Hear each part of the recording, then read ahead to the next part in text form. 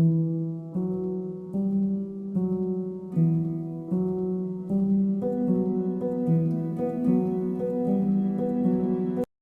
हमारा 6 unit start होगा और यूनिट का नाम है graphs of functions and graphical solutions, जिसमें हमारी 6A पहली एक्सरसाइज है। अब पहली एक्सरसाइज का पहला सवाल है जिसके 3 पार्ट्स है, 1, 2 एंड 3।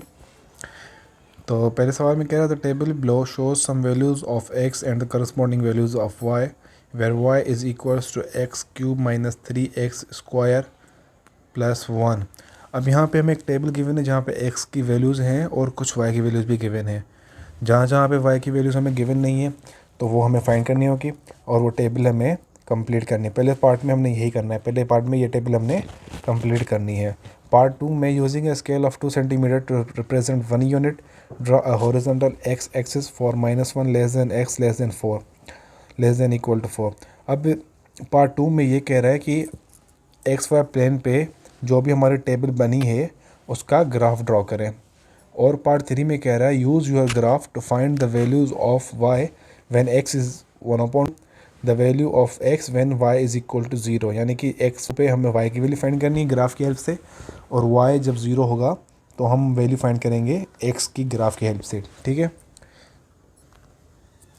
अच्छा जी। अब हमें ये टेबल गिवन है, यहाँ पे x की वैल्यूज़ हमें गिवन है -1 से लेकर 4 तक, और y की हमें कुछ वैल्यूज़ गिवन हैं। जैसे कि हम देख सकते हैं अगर x की वैल्यू हमारे 0 है तो यहाँ पे ये वाला फंक्शन हमें वैल्यू y की 1 दे रहा है। जब x हमारा 1 है तो फंक्शन की वैल्यू हमारे -1 है। जब x हमारा 2 है तो फंक्शन की वैल्यू -3 है। जब x हमारा 4 है तो फंक्शन की वैल्यू 17 है। ये तो हमें क्वेश्चन में पहले ही सारे सब कुछ गिवन है। अब जहाँ जहाँ पे y की वैल्यूज़ गिवन नहीं है वो हम फाइंड करेंगे फंक्शन की हेल्प से। तो जैसे कि सबसे पहले हमारे पास -1 है तो हम वो फाइंड कर लेते हैं। 8x equals to -1।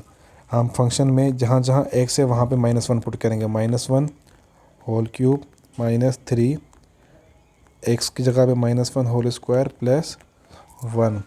अब -1 का जब क्यूब करेंगे तो वो -1 ही आएगा। -3 -1 का स्क्वायर करेंगे तो वो 1 आएगा, और 1 को 3 से मल्टीप्लाई करेंगे तो वो 3 आ जाएगा प्लस 1।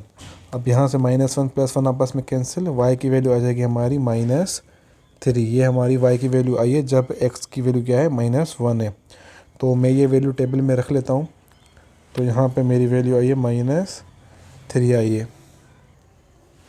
देखें जहाँ जहाँ y की वैल्यू मिसिंग थी वो सारी वैल्यूज़ मैंने कैलकुलेटर की हेल्प से इस हमारे फंक्शन में वैल्यूज़ पुट करके वो सारी वैल्यूज़ फाइंड कर ली हैं और यहाँ पे टेबल में लिख ली हैं।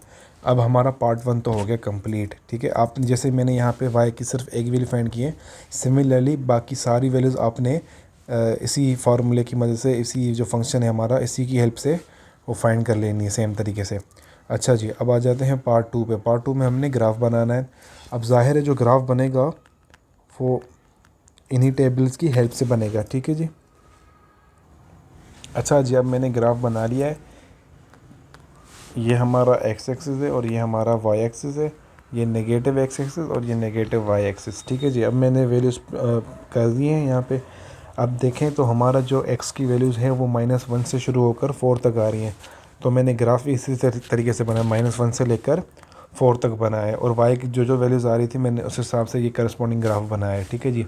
अब मुझे ये देखना है जैसे कि मेरी अगर x की वैल्यू -1 है तो मेरी y की वैल्यू क्या आ रही है। y की वैल्यू मेरी आ रही है -3 आ रही है। तो अब मुझे ये देखना है कि ये दोनों कहाँ पे मीट करेंगे। ज़ाहिर है अगर देखा जाए तो ये यहाँ से आएगी वैल्यू और ये वैल्यू यहाँ से आएगी, तो समहाउ ये इस पॉइंट पे मिलेंगे। तो ये हो जाएगा मेरा पहला पॉइंट जहाँ पे -1 और -3 मीट कर रहे हैं। तो यहाँ से मुझे अपना पहला पॉइंट मिल चुका है। अब इसी तरीके से मैं अपने सारे बाकी पॉइंट्स भी फाइंड कर लूँगा। जैसे -0.5 पे मेरी वैल्यू आ रही है 0.1। अब मैं अज्यूम करूँगा मेरा माइनस का 0.5 यहाँ पर है, तो 0.1 यानी कि यहाँ पर वो पॉइंट मिलेगा। ठीक है जी। अब देखते हैं हमारा 0 पे वैल्यू आ रही है 1। ये 0 है तो ये हमारा 1 है, तो ये यहाँ पे मिलेगा।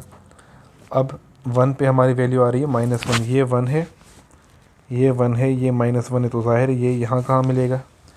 ठीक है जी। अब 1.5 पे हमारी वैल्यू आ रही है -2.4। अब 2.4 हमारा समहाउ यहाँ पे होगा, ये हमारा 2 है तो 2.4 हमारा यहाँ पे होगा, तो ये मिलेगा हमारा यहाँ पे, सॉरी ये यहाँ पे मिलेगा क्योंकि 1.5 पे आ रहा था ना, तो वो यहाँ पे मिलेगा। अच्छा जी, अब हम देख लेते हैं 2 पे हमारी वैल्यू आ रही है -3, 2 पे हमारी वैल्यू आ रही है -3, तो ये 2 है, ये -3, तो ये समहाउ यहाँ पे मिलेंगे। ठीक है जी। अब 2.5 पे हमारी वैल्यू आ रही है -2.1, ये रहा 2.5, तो ये 2.1 यहाँ पे होगा। अच्छा जी, उसके बाद 3 पे हमारी वैल्यू आ रही है +1, ये 3 है तो हमारा 1 ये यहाँ पर था। अब 3.5 पे हमारी वैल्यू आ रही है 7.1, 7.1 का आ गया है तो ज़ाहिर है 5, 6, 7 यहाँ पे होगा। अब 7.1 है तो वो उससे थोड़ा सा ऊपर यानी कि यहाँ पे हो सकता है। और 4 पे हमारी वैल्यू आ रही थी 17 जो कि यहाँ पे होगी, तो यानी कि 4 पे जो वैल्यू आ रही है वो है हमारी यहाँ पे। अब हमारे पास सारे पॉइंट्स आ चुके हैं, हमने इन सारों पॉइंट्स को मिलाना है आपस में, इनको एज अ कर्व शो करवाना है ग्राफ में ना। तो ये यहाँ से शुरू होगा,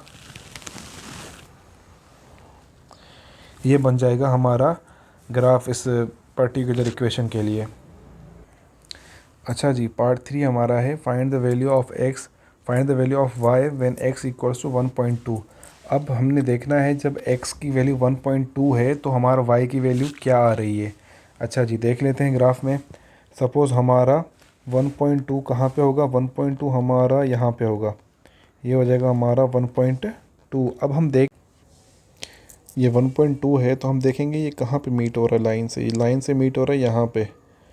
तो हम यहाँ पे एज्यूम कर लेते हैं, यहाँ पे हमारा हो जाएगा ये तकरीबन माइनस का 1.6।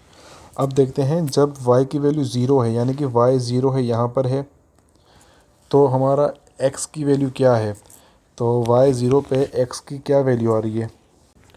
अच्छा जी, जब y की वैल्यू 0 होगी तो हमारी x की 3 वैल्यूज आएंगी, क्योंकि अगर देखें तो हमारा जो फंक्शन है वो क्यूबिक फंक्शन है, और हमें पता है किसी भी इक्वेशन की अगर जितनी डिग्री होती है उतनी उसके रूट्स आते हैं। अगर यहाँ पे इक्वेशन की डिग्री 3 है तो हमारे रूट्स भी 3 आएंगे। तो पहला रूट जो हमारा आएगा वो होगा हमारा -0.55, दूसरा रूट जो हमारा आएगा वो आएगा 0.65, और तीसरा जो रूट आएगा वो होगा 2.9। अब ये इक्वेशन को अगर हम डायरेक्टली कैलकुलेटर में पुट करेंगे तो हमारे ये तीनों आंसर्स आ जाएंगे।